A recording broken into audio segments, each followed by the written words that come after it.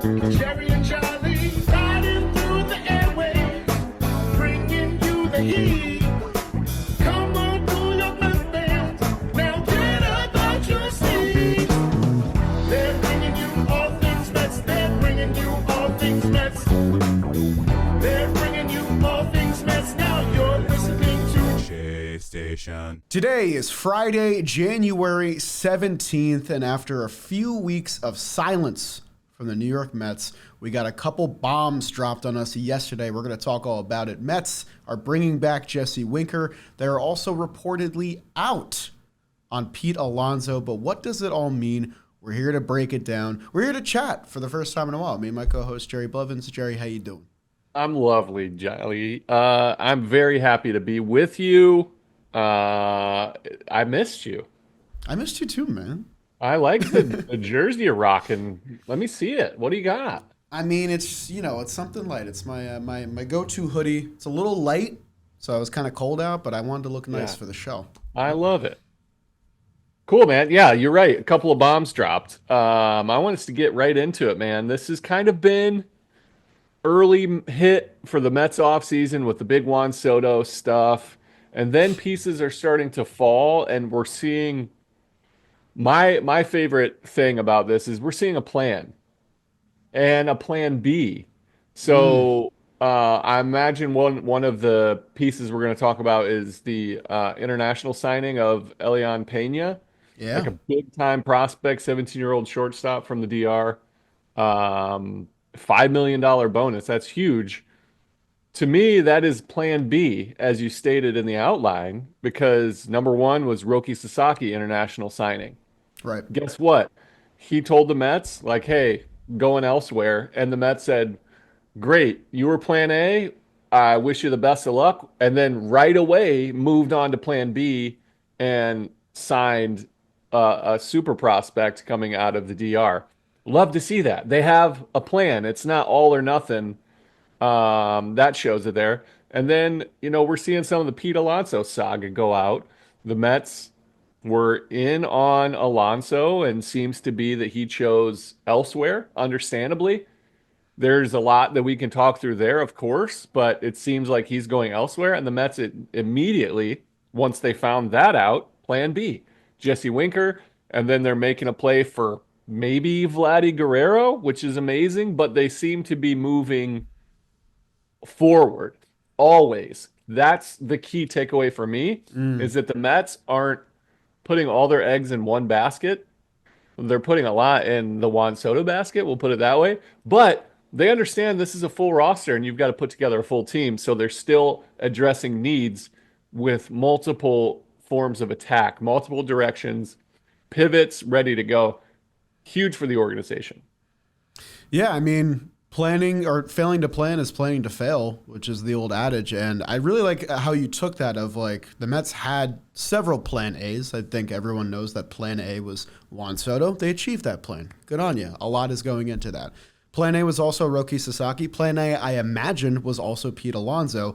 Now they're retooling and figuring out a new path to succeed because there isn't just one path, as David Stern said when talking about the entire situation. Part of this plan B was immediately bringing back Jesse Winker, which my initial reaction to it was great. 1 year, $8 million, $1 million signing bonus in the grand scheme of the Mets payroll. That's not that much at all. In fact, it's a micro percent of all of the other money floating around. Winker was a solid player last year. His regular season stats with the Mets weren't amazing. He actually finished below league average offensively. But the thing that everybody remembers is his performance in the postseason, where he was an absolute monster over those 10 games, hitting a homer, 2 triples, an OPS north of 1,100, and 7 walks in those 10 games. He was the guy when we needed him to, and we're going to talk about another guy that was the guy when we needed him to in the postseason. But Winker's a really nice piece. It feels like the Mets are going to be going for some type of platoon situation at designated hitter with Starling Marte, although Mike Puma did say that the Mets did offer to trade Starling Marte to a better situation. He's in the last year of his deal, $19 million still owed to him. But when you figure a right-handed, left-handed platoon designated hitter situation, Winker fits into that mold kind of perfectly. I think Winker's at his best when you're not having him play in the outfield and you're having him face mostly righties, and I think that's probably the situation they'll put him in. But it's interesting to think about how possibly Jesse Winker wasn't coming back if Pete Alonso had taken this offer by the Mets, which we're going to expand on. Either way, happy to see a guy that has wanted to play for the Mets his entire career play here and get to come back. Yeah, I like Jesse Winker's signing. I think it's a key piece. Jesse Winker with the Nationals was a great player that first Right. half, and then with the Mets, he had great moments, and the Mets needed him to have great moments because they had the roster to kind of make up for his regular play, and then he came up huge when you needed him. So I think he's a key piece. He's not going to be he's a bench piece or a heavy platoon because there's mostly right-handed pitchers. Um, and it'll keep him healthy. We know he had back issues going down. He's getting a little older. I think they're going to use him in a positive manner, and he wants to be here. I think that's the key. They brought back Mania, who clearly wanted to be a Met, and they brought back Jesse Winker, who clearly wanted to be a Met. On the other side of that coin, Pete Alonso wanted to come back, but there's so many variables here at play. Do you want to dive into that a little bit? You want to get into Pete talk, or do you want to keep moving? Yeah, I don't want to do a disservice to Jesse, but that kind of is like the roundup on it. Jesse wanted to come back. He's got pretty much his role carved out for him. He's going to add a lot of walks to the Mets lineup. But beyond that, there's not too much to go into. It's nice that the Mets got another bat because the lineup still is pretty weak as it stands.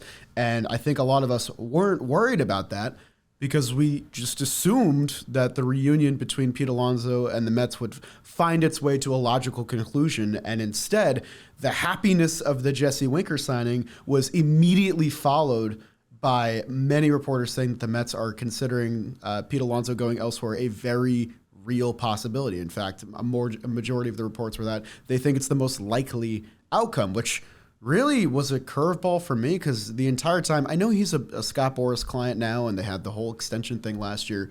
But it just kind of felt inevitable that Pete Alonso would come back after his heroic moment, after his 5 to 6 years here that were great, after the home run record is in the balance within reach. It just kind of felt like a logical conclusion, and the Mets kind of still have a hole at first base as it stands. But the reporting yesterday, and we're going to quote a lot of articles from a lot of writers here, so if you want to take a look for yourself, we're going to tell you where to find the information. The big bomb drop came from Will Salmon of The Athletic, and I'm using his article verbatim here. The Mets made a final last-ditch offer, is what they're calling it, to Pete Alonso in the recent week, I believe. There was no timetable offer, but it was a 3-year contract in the $68 to $70 million range, which from my ballpark was lower than I thought. I thought it was going to be more close to a $90 million kind of range, which would give him about $30 million a year. This is more so $23 million a year. And a lot of people, a lot of fans said this is a shockingly low offer. They feel like it was kind of almost disrespectful to Pete in a way. And I got to say that it was lower than I thought, but it also didn't shock me a lot because of how David Stearns has always operated teams that he is in charge of. He doesn't like giving long-term deals to guys in his 30s. He doesn't like giving long-term deals to guys that aren't of an athletic profile. Pete Alonso is, of course, a power-hitting, stout first baseman. That's what he provides to the team. That's his tool. And I think a lot of us thought, well, I mean, Stearns is a Mets fan. Steve Cohen won't let this guy walk. They're going to figure it out. But David Stearns is in charge now, and it fully feels like Steve Cohen has stepped away from decision making, especially in the case of Pete Alonso, because I think if Stearns isn't here, this deal gets done a month ago. But I guess before we get any deeper, let me take your temperature on the situation as well. Yeah, I'm going to start with Stearns and Steve Cohen. He's still very much involved, but it seems that he's given so much trust into what David Stearns has decided to do with the club that it's allowed Stevie Cohen to be the owner on the back burner to bring in as an advisor. Like, hey, is this okay with you? We think this is it.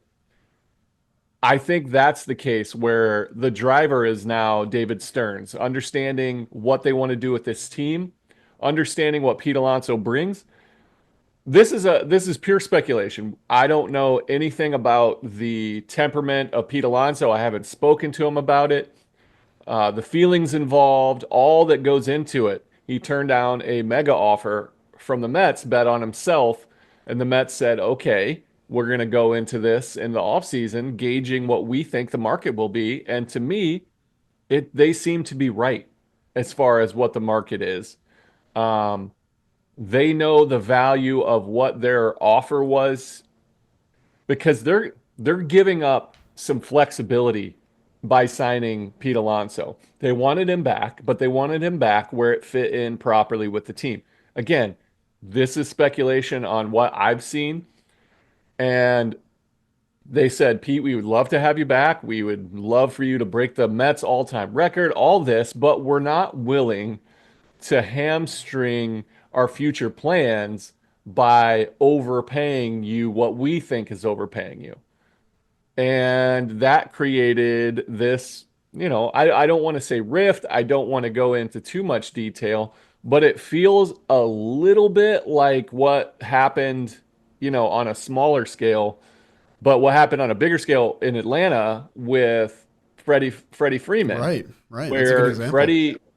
Freddie wanted to be a Brave, but the Braves had alternate plans that they were equally okay with. Or, for my speculation, I think that the Braves ultimately got what they wanted. Their plan A was hopefully to get Matt Olson in a trade, sign a younger player to a lesser contract. And they got Olson, and then Freddie Freeman's feelings are involved, his family, his home in Atlanta, all these things. The Pete Alonso situation feels like a similar version to what happened there. They happen to be first baseman, long time organization. Obviously, Freddie was there longer, but it feels similar to where there's a lot of feelings involved, and understandably. Pete didn't want to return. I think maybe, again, speculation. I think maybe there was some pride involved in here on like, I turned down this money. I can't take significantly less. I want to come back, but I also don't want to think about that all the time in the locker room. And I think that they didn't meet close enough to where he could hold himself in the same esteem in the clubhouse, maybe. I think that might have been a thing. Um, but it seems like the end of an era for us. I'm sad to see him go. It'll be weird to see him in another uniform. I still don't like seeing Freddie Freeman in a Dodgers uniform. It just I feels agree. wrong to me. Yeah. But that happens. Um, you have to move on. Things evolve. It feels like wherever Pete goes, he's going to be wanted and appreciated and needed in that clubhouse. Um, but I'm excited to see what the Mets' plans are in his absence. Because no offense to Jesse Winker, he's a good player. He's not what Pete Alonso brings to the table for a lineup. Right. You know what I'm Right. saying? And so they've got to figure something else out. They're missing major pop out of that. But it seems like the end of the line for the Mets and Pete Alonso. Yeah, you brought up a ton of good points there. And I don't think it's a bad thing to speculate at all because that's kind of what this situation is. That's what the offseason is. And the last point you brought up was something that really rang true for me. Pete Alonso is the longest tenured Met, I believe, that was on the active roster in 2024, besides, I think, Brandon Nimmo and Jeff McNeil. Maybe they had a 2018 season.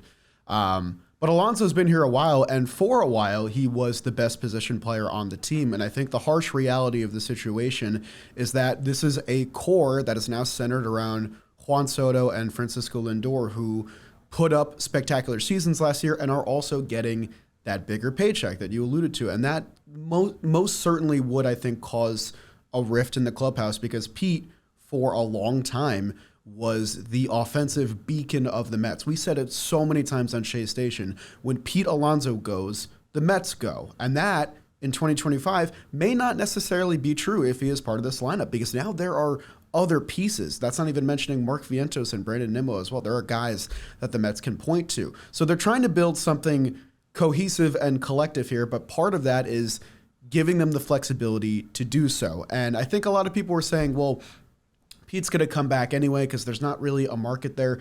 There will be a market for Pete Alonso if the Mets come out and say, we're not in on him. There are plenty of teams that could use 30 to 40 home runs at first base for the next 3 to 4 years. The Arizona 30 to Diamondbacks 50.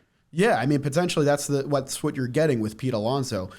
Teams like the Diamondbacks come to mind for me, who lost Christian Walker. They did acquire Josh Naylor, but I think they'd want a more traditional first baseman there. The Toronto Blue Jays are rumored to be in on him as well, possibly as a DH alongside Vladdy as they try to compete in this window. So Pete's gonna find a home, and like you said, that home is gonna treat him very well because that's the kind of player he is. He's an esteemed power hitting slugger of the game. It's just that is kind of, and I don't want to do a disservice to Pete, but that is the one big tool that he brings to the table. And if I know David Stearns and the way that he's constructed rosters in the past, he wants versatility out of all of his players. He likes players that can play multiple positions. He likes players that are not yet in their 30s. He likes players that are athletic and can do more than just the one tool that initially they might provide. And Pete Alonso, to a lot of degrees last year, didn't fit that bill. He has defensive limitations. He slumped for a large part of last year. But the part that makes it difficult is not only his long tenure here, but how it ended, too, potentially, because it ended with such a bang. One of the biggest hits in Mets franchise history, no hyperbole. Pete provided you that moment.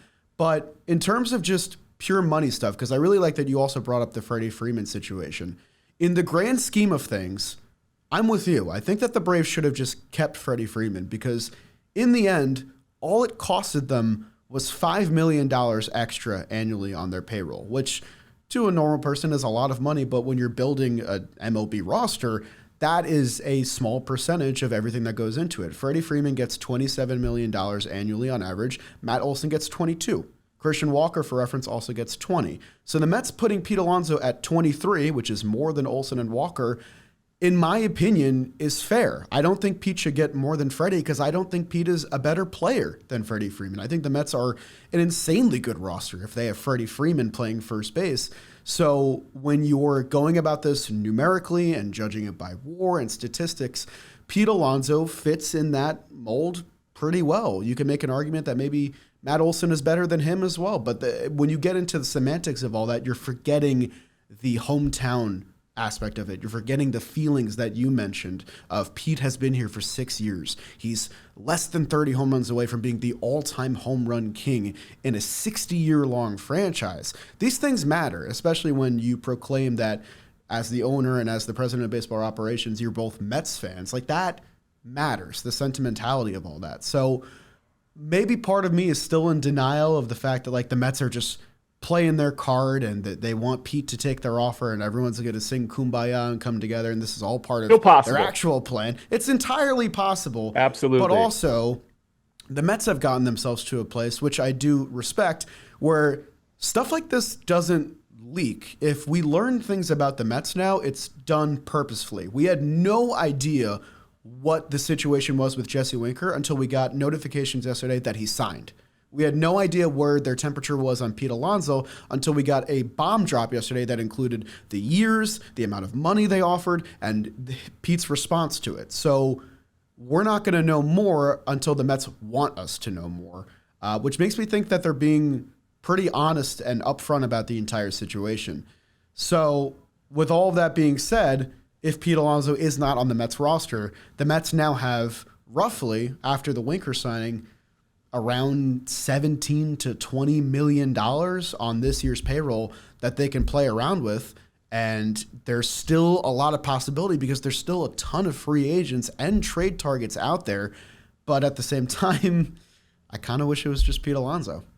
Yeah, I'm with you. Ultimately, that door is not closed because they haven't traded for a Vladdy Jr., excuse me, or filled that position solidly. But it feels like they released this information saying that's it. That's as far as we're going to go with the offer to Pete. This is more of an announcement of we are willing to move on. This is the best we can do. If he doesn't take it, he doesn't take it. He seemed to not like it when they were negotiating. And he's like, well, if I get that offer elsewhere, I'm going to go elsewhere. Understand. That's what it feels like. Door's not closed. Emotions can go away, a thought process, Pete sleeping on it, maybe taking a day or two.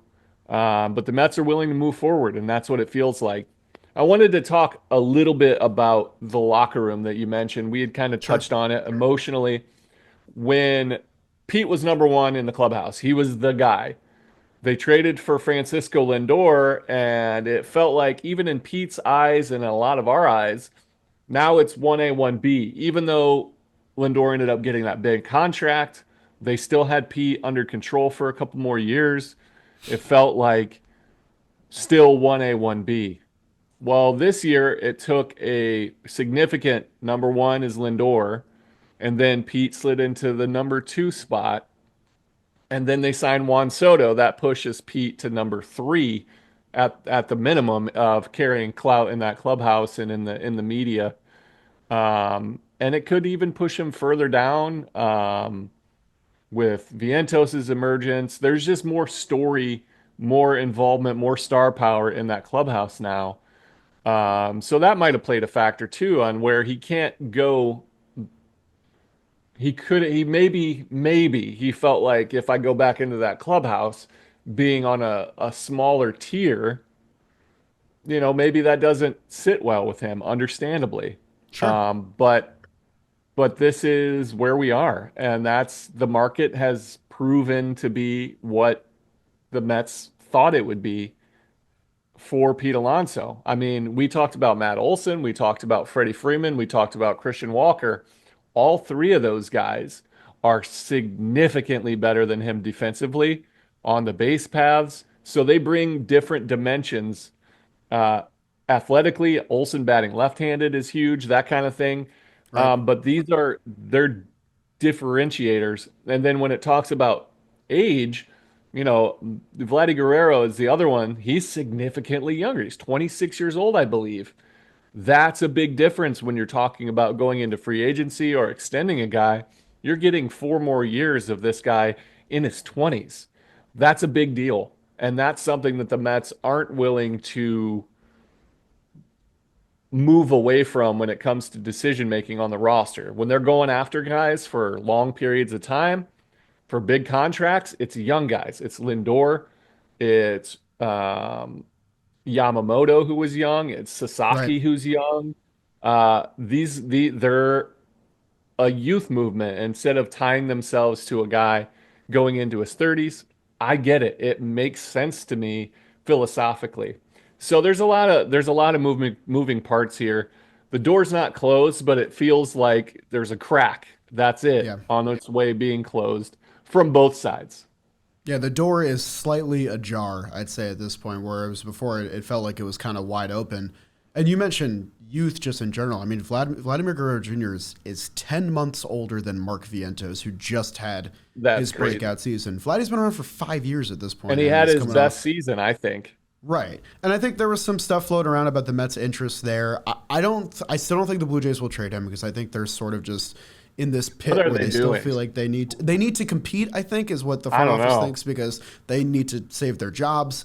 And the trade demand from, where was it? I had it from Andy Martino. The Blue Jays reportedly want a package that exceeds the value that the Padres got for Juan Soto, which was Michael King, Drew Thorpe, who they turned into Dylan Cease, Kyle Higashioka, and two other pitchers, which I think is more than the Mets can manage to offer. They're still building their farm system at this point in time, and it would probably have to include major league ready players as well. So I think the more realistic option if Pete Alonso does not return, because all the first basemen are out, by the way. Like we had a day a couple weeks ago where every first baseman flew off the market. Santana signed, Christian Walker signed, Josh Naylor got traded, Paul Goldschmidt signed. Like the Mets don't really have a free agent first baseman option. The most likely outcome, in my opinion, is going to be Mark Vientos taking over at first base, or potentially they call up Ryan Clifford, who they acquired in the Justin Verlander trade, who is a first baseman, and they look elsewhere, maybe internally at third base, because they have Brett Beatty, they have Luis Angel Acuna, who can play pretty much every infield position, and Ronnie Mauricio, who's coming back from his ACL tear in 2024. All three of those guys are feasible options to take an infield spot. You just are taking a calculated risk there because Pete Alonso is a known quantity. You know exactly what you're going to get with Pete Alonso. You're going to get above 30 home runs. You're going to get power in the middle of your lineup. Whereas with those three guys, all of them are younger. They're projects. They need time to develop. They're going to have their hiccups. And can the Mets afford to do that in this window where they're saying, we're going for it? We're trying to win a championship. We just gave Juan Soto the biggest contract in sports history. Can they afford to have half the lineup be Question marks. I don't really know. So I don't know what the answer is either, because I do agree with you. They wanted a youth movement. They targeted Roki. They were in Garrett Crochet trade talks. He's in his mid-20s. Like, that was what fit the bill for this Mets plan. And now there's not really an answer there outside of stuff that they have internally. But the one thing that Joel Sherman said in his New York Post article, where he kind of broke down the situation, is that they are prepared to jump headlong into a thick free agent relief pitcher market, which I found pretty interesting, because what we talk about a lot with David Stearns is his knack for developing pitching, especially on the relief side of things. Milwaukee, for a decade now, essentially has been a bullpen factory where they just pick guys off waivers, pick guys in their 30s, and just make them into something. It's interesting that with a budget now, David Stearns is saying, okay, well, there's guys on the free agent market that I also like. The biggest one being obviously Tanner Scott, who the Mets have had rumored interest in, and is going to drive a pretty high price tag, but he was spectacular last year. So there's ways to spread this money around. I'm really curious to see, one, what direction the Mets go in, and two, how quickly it happens. Do they give Pete Alonso time to think about this ultimatum, or do they say, we're done, we did our best, we tried, and we're moving on? Yeah, I think they can do what they want in the relief market and with the bullpen without having to slam the door shut on Pete Alonso. Because if they sign Pete, I don't think they can't sign like a Tanner Scott. And if they, I think they should sign Tanner Scott. I think That'd be nice. it would be beyond nice. They still need at least one guy at the back end of that bullpen. Tanner Scott fits the mold of what they need. They need another lefty because Danny Young's the only guy they have on the roster. Um, Tanner Scott can fill in for Edwin Diaz on days that he isn't ready to go. And that pushes Reed Garrett, Jose Budo, Daniel Nunez down to into more comfortable roles. They need a guy like that. So I think irregardless of what they do with Alonso, I think the bullpen still needs to be addressed. Yeah, I definitely agree. You can look at every part of this roster right now. As excited as I am for this season, you can look at every roster and kind of put little holes in each area. Like the bullpen, rounding out the bottom is Griffin Canning, who allowed the most earned runs in baseball last year and had one of the highest loss totals. In the lineup, the bottom three right now is Jeff McNeil, Jose Siri, and Brett Beatty. That doesn't inspire a ton of confidence offensively. In the rotation, your number 5 starter is Clay Holmes, who has not started in 6 years. So there's a lot of weird things going on with the Mets roster. And like he has with Steve Cohen, David Stearns has, I think, more than earned the fans' trust after an NLCS appearance last year with the start they had, with the roster that they had, to build something in his vision. Like, outside of all this, I'm still saying, okay, well, I believe this guy knows what he's doing. And part of that leaks into my Pete Alonso opinion a little bit. I believe that David Stearns has the best judgment on this kind of thing. He brought us our most successful season in 10 years in his first year. And if he thinks that Pete Alonso isn't worth more than that 3-year offer, then I'm inclined to side with him, unfortunately, even if my fan heart is screaming at me for having that opinion. With that being said, I do agree with you. If Pete Alonso comes around and takes that offer, it puts the Mets in a spectacular position to do more and make this team even better.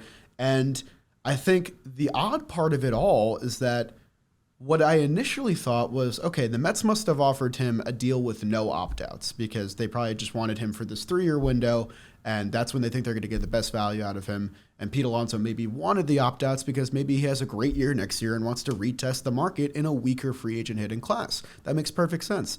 But according to Will Salmon's article, the Mets offer that was 3 years of $70 million did include the opt-outs as well. So I think Pete is just, like Alex Bregman is, targeting this long-term offer, and I'm not totally sure that he's going to get it, especially not from us. But you're absolutely right that a lot of areas of this roster still need work. Adding Jesse Winker is nice, but right now Jesse Winker is your 5 hitter. I think you feel better if he's your 7 hitter, maybe, with a couple more guys in there. So I'm curious to see what the young guys can provide this year for the Mets. I'm curious to see how they decide to allocate all this money.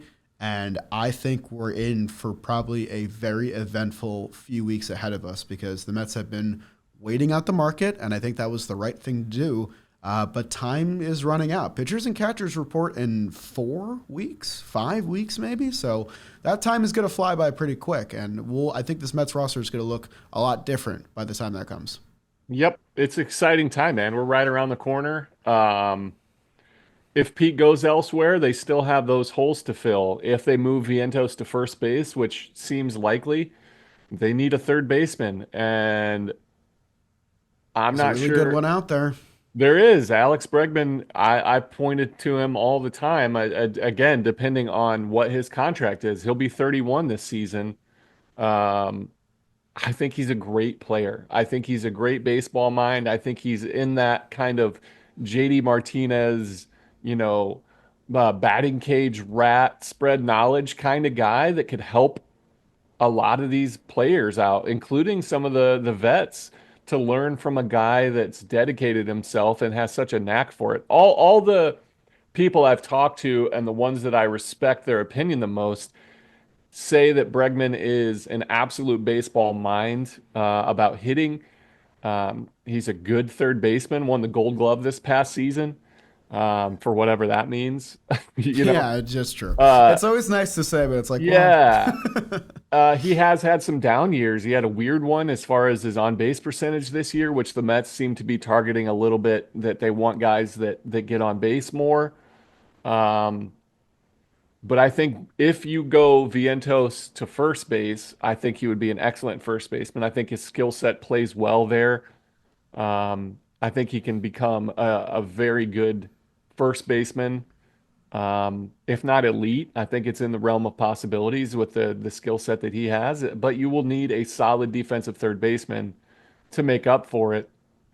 In the sense that you need to be able to put the throws online to help that young first baseman out. Uh, yeah, it's going to be fun. This was a big, huge moment in the Mets offseason and in the yeah. Mets franchise history if Pete Alonso is no longer a Met. A guy that could have been the home run king for your entire franchise in one more season. Um, feels like the end of an era. Truly does. It feels like Mount Rushmore. They were ready to put Pete's, bust up there in the Mets fandom and the lore, and it feels like their plans are changing. So, um, bittersweet, but I do love from a front office perspective how they have addressed all this moving forward. They could Yeah. have let sentiment and emotion take control, but they seem to do the best of both. Offer something to Pete. They may not even really want Pete Alonso to be around. It feels not to the same extreme where like DeGrom at the end of his tenure with the Mets, it felt like it was best for both worlds if they parted. Yeah. This feels like a little bit of that, but it feels like that the Mets truly wanted him back, but were okay, equally okay if Pete chose a different place. Yeah, I agree with that. It's like, you're going to be sad in the moment, but if the Mets do achieve this ultimate goal, it's not going to feel that way anymore. And that's ultimately what they're striving for. They're not striving for guys to break records and get their numbers retired, although that would be nice. The goal is to win a World Series. And if Pete Alonso, his number, deters from that, then they're going to go in a different direction. So like you said, I do respect their mode there. One last thing on Alex Bregman, because I know that like we brought it up kind of lightly, and I still don't think it will happen because Bregman is another guy that wants this long-term deal, and he is going to be 31 next year. His presence would make this team so much better. You mentioned Vientos moving to first base. The possibilities there with him having to worry less about defense, how it could improve his hitting. Maybe he gets even better defensively at first base. But outside of that, just Jerry, let me ask you a little trivia question because I like doing this. I like putting you on the spot. Please. How many postseason games has Alex Bregman played? Oh my gosh. A million. I don't know. He's Let's played. go. I'm gonna say 40. He's played 99 postseason games, Jerry. 100. He's played A 100 hundred. postseason games. That is crazy. You could look at the entire Mets roster, and I think that Alex Bregman has probably played more postseason games than all of them combined. And one of the biggest things that we said on their run last year That's was crazy. It was the first run for like 90% of the guys. It was Brandon Nimmo's first real run, Alonso's first real run, a lot of the pitching staff's first real run. The only guy that had been there and done it before was Lindor, who came up in massive situations for us, like the Grand Slam in the DS. Bregman is a first guy in, last one out, batting cage rat, like you said, but he also knows what it takes to get to the World Series and win it, because he's performed under the brightest lights for like 10 years now. The Astros have been in it every year. And it's not only their expectation to make the playoffs, it's their expectation to win every single time that they get there. So that is a ton of pressure to put on a player who is considered to be a piece of the core of that team. And he has answered that bell time in and time again. So I just think that adding that kind of presence to not only this lineup, not only this defense, as your defense and the infield would improve drastically with Bregman at third and Vientos at first, but also just in the clubhouse, a guy that understands what it takes to go through a 6-month, 162-game rigorous campaign year in and year out and get there every single year. This guy has been on that side of it, and I gotta believe that after 9 years in Houston, winning 2 rings, that maybe he wants a new challenge, and maybe it's being a part of the New York Mets.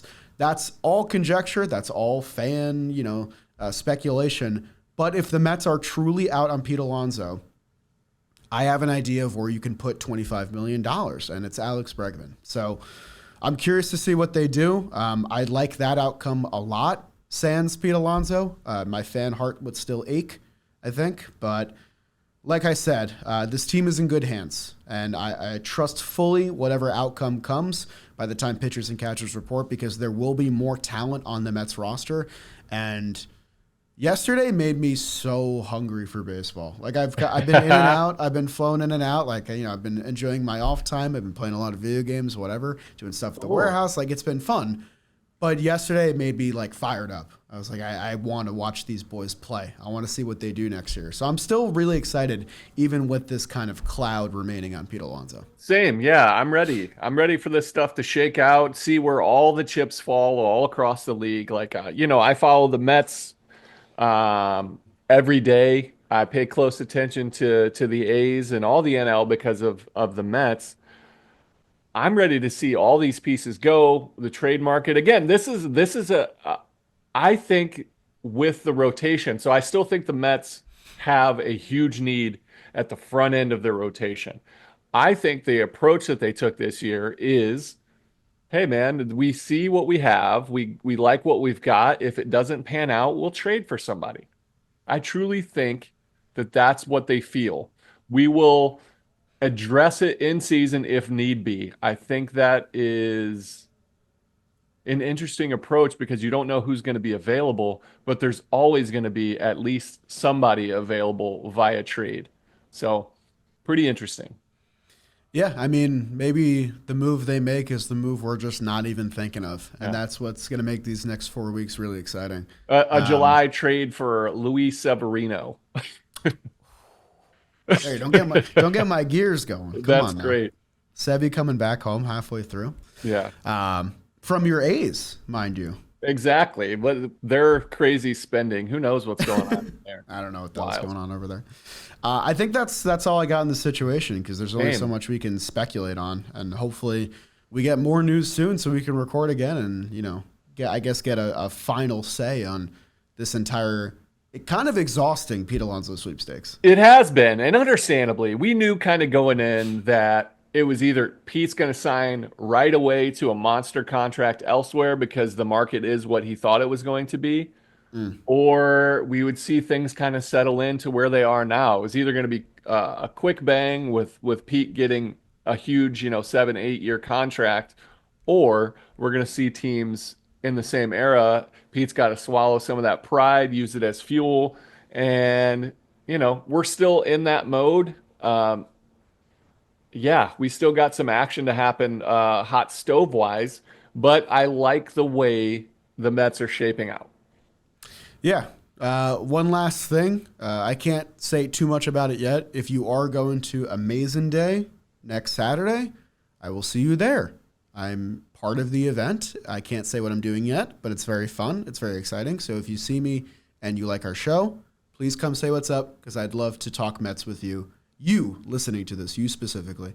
If you're watching on YouTube, please subscribe to the channel. Please leave a like on the video if you enjoyed it. If you're listening on a podcast app, leave us a review. It helps us out a ton. It gets more eyeballs on the show. Jerry, you got anything else before we crack That's out it, man. Enjoy your off season because things are heating up. Spring training's right around the corner. Oh, baby. What will the Mets do? We'll talk about it soon. See you next time. Let's go, Mets. Jerry and Charlie.